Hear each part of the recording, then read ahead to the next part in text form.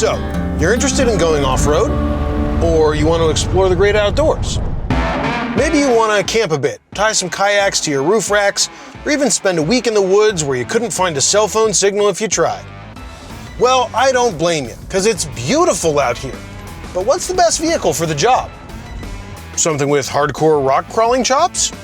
Or something with a bit more daily driving credibility that can hack it on most trails? That's what we're here to find out. Hi, I'm Travis from Edmunds.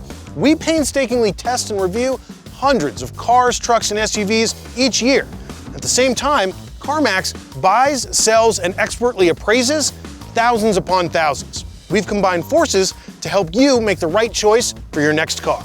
Be sure to click like and subscribe below for more videos like this. And if you want all the information on the Subaru Outback and the Toyota 4Runner, click the link in the description below. We've brought out two midsize SUVs today, the Toyota 4Runner and the Subaru Outback, to see how far these adventure vehicles can go, and to see what the differences are between a body-on-frame SUV and a car-based crossover. These two have different missions, and they're priced differently. The Subaru Outback has a CarMax average price of around $34,000, while the Toyota 4Runner sells for CarMax average prices of around $42,000. That's a big difference in price, so the 4Runner is going to have to justify it with performance. Before we get into the nitty-gritty of off-roading, let's take a closer look at both of these vehicles and rewind a bit and see what they're like on-road first. The Toyota 4Runner is powered by a 4-liter V6, and it has an EPA estimate of 18 miles per gallon combined. Oof, it's not great.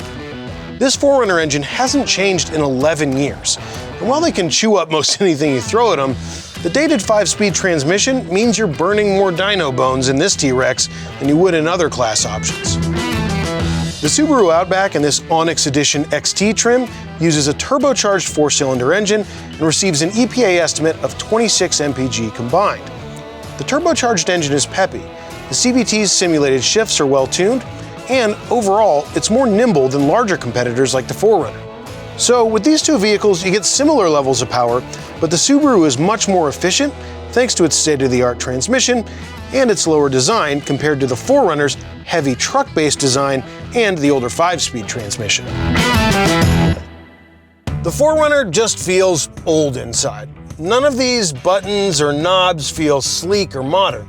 Sure, they're straightforward, they're easy to learn, which is a plus, and they're all within arm's reach, but this stuff is seriously dated. I mean, the 4Runner has been around for quite some time.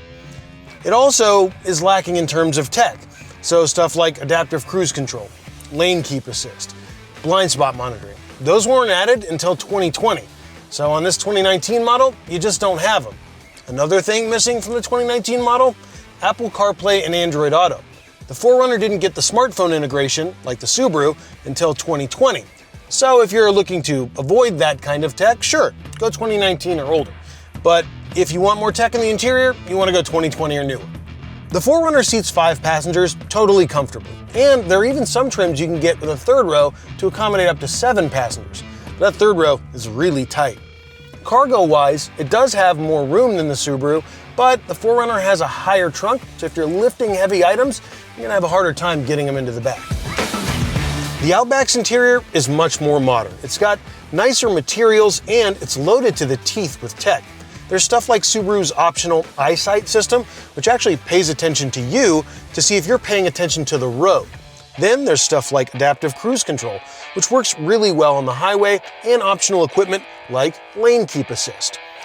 The center touchscreen is one of my favorite parts of this car. It's got really crisp, high-resolution graphics, and it's easy to see in any light. Problematically though, it's a little bit difficult to learn. So if you aren't tech savvy, it won't feel super intuitive right out of the gate. For passenger space, there's plenty of room in here and seating for 5 passengers, just like in the 4Runner. Out back, in the trunk, there's plenty of cargo space, but it does fall behind the 4Runner in terms of cargo space measurements. Now, let's take these two out on the road.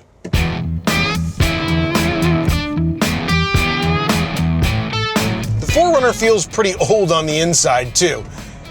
The steering and handling are pretty light and vague, and that's pretty truckish, which makes sense.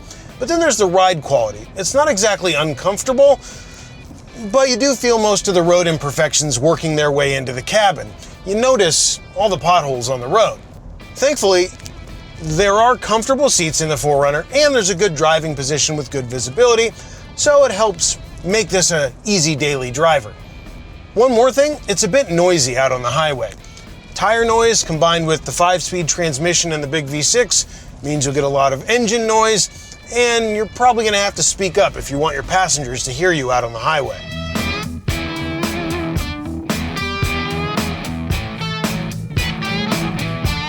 Overall, the Subaru has much better ride quality, much better steering, and much better handling.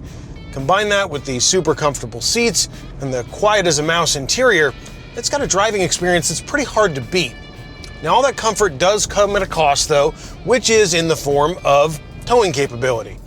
The Subaru Outback, even though it's a midsize SUV, can only tow 3,500 pounds, while the 4Runner can tow a maximum of 5,000 pounds.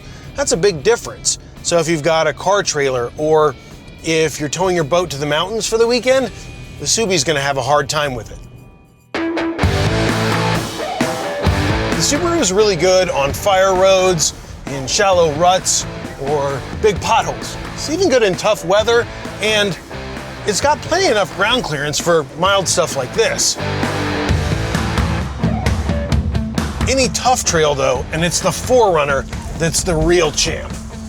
It has real 4-wheel drive, locking differentials, and all sorts of off-road tech. It might be old, but this thing is smart, and it knows exactly how to get it done. There are approach, departure, and breakover angles that are all a part of being good at off-road, and what those are is the measurement between your tires and the parts of the vehicle's body or undercarriage that might hit the ground. And to have better approach, departure, and breakover angles, you gotta have more ground clearance, which the 4Runner has. And because it's higher off the ground, you're less likely to hit obstacles, scrape it, or hang it up on things as you're off-roading, which gives you more confidence and lets you have a bit more fun. So when it comes to hardcore off-roading, it's the 4Runner that gets the win.